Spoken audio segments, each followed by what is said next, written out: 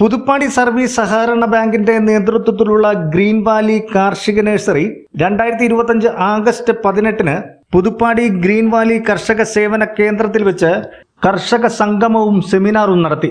Puthuppadi service സഹകരണ bank president T A. Moideen അധ്യക്ഷത വഹിച്ച ചടങ്ങിൽ തിരുവമ്പാടി നിയോജക മണ്ഡലം എം.എൽ.എ. ലിൻഡോ ജോസഫ് ഉദ്ഘാടനം നിർവഹിച്ചു. കർഷകർക്ക് കൂടുതൽ സഹായകരമാവുന്ന നഴ്സറിയുടെ പ്രവർത്തനം ഉണ്ടാകുന്നു. സ്കൂൾ തുറക്കുന്ന ഘട്ടത്തിൽ സ്കൂൾ വിപണി തുറക്കുന്നു. ഇങ്ങനെ ജനങ്ങൾക്ക് വേണ്ടി തന്നെ ജനങ്ങളിലുള്ള നിക്ഷേപം വീതിച്ചു നൽകുന്ന സഹകരണ മേഖല നമ്മുടെ സാമ്പത്തിക മേഖലയുടെ നട്ടെല്ലാണ് എന്നുള്ള കാര്യത്തിൽ തർക്കമില്ല. ഒരുപക്ഷെ ഇവിടെ ഇരിക്കുന്നതിൽ എത്ര പേർക്ക് സർവീസ് സഹകരണ ബാങ്കിൽ അക്കൗണ്ട് ഉണ്ട് എനിക്കറിയില്ല. പക്ഷേ നാഷണലൈസ്ഡ് ബാങ്കുകളിൽ എല്ലാവർക്കും അക്കൗണ്ട് ഉണ്ടാകാനുള്ള സാധ്യതയുണ്ട്. ഒരു നാഷണലൈസ്ഡ് ബാങ്കും എന്ത് ചെയ്യില്ല, നാട്ടിലെ കർഷകരെ വിളിച്ചു കൂട്ടി തോളത്തൊരു ഷാളിട്ട് നിങ്ങൾ നടത്തുന്ന പ്രവർത്തനങ്ങൾക്ക് നന്ദിയുണ്ട് എന്ന് പറയാൻ ഒരു നാഷണലൈസ്ഡ് ബാങ്കും തയ്യാറാകും. അത് സർവീസ് സഹകരണ ബാങ്കുകൾ മാത്രമേ തയ്യാറാകൂ. അതുകൊണ്ട് അതിൻ്റെ പ്രത്യേകത നമ്മളെല്ലാവരും മനസ്സിലാക്കണം എന്നുള്ളതാണ് അതുമായി ബന്ധപ്പെട്ടുകൊണ്ട് സൂചിപ്പിക്കുകയാണ്. വിലത്തകർച്ചയ്ക്ക് പ്രധാനപ്പെട്ട കാരണങ്ങളൊന്ന് വിപണി എന്നത് ഇന്ന് ലോകത്തിലെ ആകെയുള്ള വിപണിയാണ്. ജില്ലയുടെ അതിർത്തികൾ കൊട്ടിയടയ്ക്കാനോ സംസ്ഥാനത്തിൻ്റെ അതിർത്തി കൊട്ടിയടയ്ക്കാനോ രാജ്യത്തിൻ്റെ അതിർത്തികൾ കൊട്ടിയടയ്ക്കാനോ ഇന്ന് സാധ്യമല്ല. അതിന് സാധ്യതയുമുണ്ട്, ഡ്രോബാക്സും ഉണ്ട്, രണ്ടും.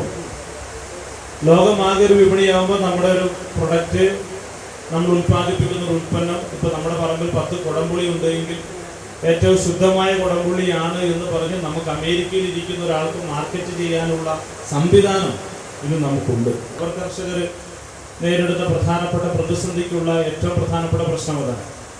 ഒരു 10-15 വർഷം മുമ്പ് റബ്ബറിന് 200 രൂപ 220 രൂപ കിട്ടിയിരുന്നു. അന്ന് ഒരു റബ്ബർ വെട്ടുന്നതിന് 75 പൈസയും 50 പൈസയും ഉണ്ടായിരുന്നപ്പോൾ നമുക്കെന്താണ് 220 രൂപ നമുക്ക് റബ്ബറിന് വില കിട്ടി.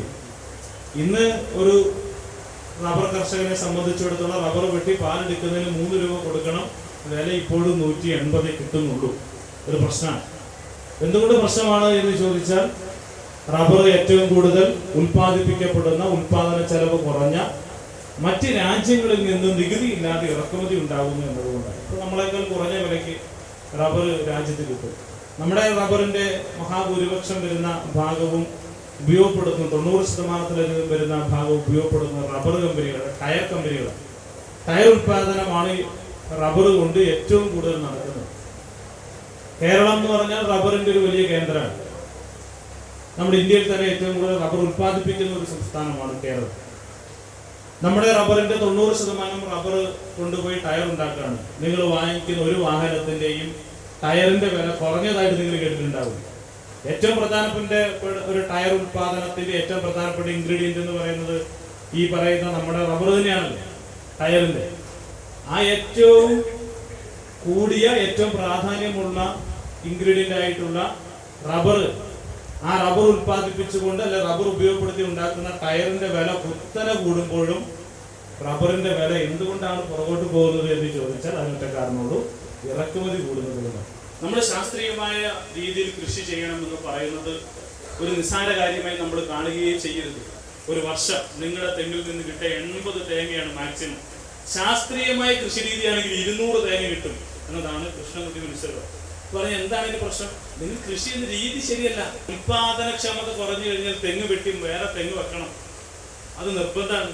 പക്ഷെ നമ്മൾ പല കാരണത്താലും, പല സാങ്കേതിക കാരണങ്ങളാലും ഒക്കെ എന്ത് ചെയ്യും, നമ്മൾ അതിലേക്ക് നിൽക്കാറ്. നമ്മുടെ സർവീസ് സഹകരണ ബാങ്കൊക്കെ FPO രൂപീകരിക്കാൻ ആവശ്യമായ സഹായങ്ങൾ സർവീസ് സഹകരണ ബാങ്കുകളൊക്കെ ചെയ്തു തരും. അങ്ങനെ ഓരോ സ്ഥലത്തും കർഷകരുടെ കൂട്ടായ്മ, ക്ഷീര കർഷകർ, ആട് കർഷകർ, നാളികേര കർഷകർ, കുരുമുളക് കർഷകർ, ഈ പറഞ്ഞ റബ്ബർ കർഷകർ എന്നിവരൊക്കെ ചേർന്ന് FPO രൂപീകരിക്കുന്നത് എപ്പോഴും അനിവാര്യമായതാണ്. കർഷകിപ്പിച്ച് ഒരുപാട് കാര്യങ്ങളൊന്നും പറയുന്നില്ല. കാർഷിക മേഖലയിൽ വർഷങ്ങളോളം പാരമ്പര്യമുള്ള, നമ്മുടെ അറിവിനേക്കാളൊക്കെ ഒരുപാട് അറിവുള്ള, പ്രവർത്തിച്ച് പരിചയം, നമ്മൾ കുറെ കേട്ടും വായിച്ചുള്ള അറിവുകളാണ്, പ്രവർത്തിച്ച് പരിചയമുള്ള, മണ്ണിൽ പണിയെടുക്കുന്ന കർഷകരാണ് നിങ്ങളെല്ലാവരും. അതുകൊണ്ട് കൂടുതൽ കാര്യങ്ങളൊന്നും നിങ്ങളോട് വിശദീകരിക്കേണ്ടതില്ല. എൻ്റെ മനസ്സിലുണ്ടായിരുന്ന 1-2 ആശയങ്ങൾ വായിച്ചും മനസ്സിലാക്കിയുമുള്ള അറിവുകൾ നിങ്ങളോട് പറഞ്ഞു എന്ന് മാത്രം. തീർച്ചയായിട്ടും കാർഷിക മേഖലയെ നമുക്ക് ഒരുപാട് ഉയരങ്ങളിലേക്ക് കൊണ്ടുപോകേണ്ടതുണ്ട്. അതിന് സഹായകരമാവുന്ന നിലയിലുള്ള ഇടപെടൽ ബഹുമാനപ്പെട്ട നമ്മുടെ ബാങ്കിൻ്റെ പ്രസിഡന്റ് നേതൃത്വത്തിൽ, നമ്മുടെ സർവീസ് സഹകരണ ബാങ്കിൻ്റെ നേതൃത്വത്തിൽ ഇവിടെ നടത്താൻ വേണ്ടി കഴിയട്ടെ. ഈ ആദരവെല്ലാം ഒരു പ്രചോദനമായി ഉൾക്കൊള്ളാൻ നിങ്ങൾക്ക് കഴിയട്ടെ. നല്ല കാർഷിക മേഖല കെട്ടിപ്പടുക്കാൻ നമുക്കെല്ലാവർക്കും സാധിക്കട്ടെ എന്ന് മാത്രം ഈ അവസരത്തിൽ സൂചിപ്പിച്ചുകൊണ്ട് പുതുപ്പാടി സർവീസ് സഹകരണ ബാങ്കിൻ്റെ നേതൃത്വത്തിൽ കർഷകരെ ആദരിക്കുകയും അവർക്ക് വേണ്ടി ഒരു സെമിനാറും നടത്തുന്നതിന് വേണ്ടി ഇവിടെ നടത്തിയ കർഷക സംഗമവും സെമിനാറും നിങ്ങളെല്ലാവരുടെയും അനുവാദത്തോടുകൂടി ഉദ്ഘാടനം ചെയ്ത് അറിയിക്കുന്നു. വാക്കുകൾ അവസാനിപ്പിക്കുന്നു. MLA ലിൻഡോ ജോസഫിന് പുതുപ്പാടി സർവീസ് സഹകരണ ബാങ്ക് സെക്രട്ടറി സജീഷ് KG ചടങ്ങിൽ ആദരിച്ചു. പുതുപ്പാടി സർവീസ് സഹകരണ ബാങ്ക് ഡയറക്ടർ വിൽസൺ ഫിലിപ്പോ സ്വാഗതം പറഞ്ഞു. അഭിലാഷ് KM, അസിസ്റ്റന്റ് രജിസ്ട്രാർ, മുൻ bank president KC Velayudhan, ward member Denny Varghese, bank director K Damodaran തുടങ്ങിയവർ ആശംസകൾ അർപ്പിച്ച് സംസാരിച്ചു.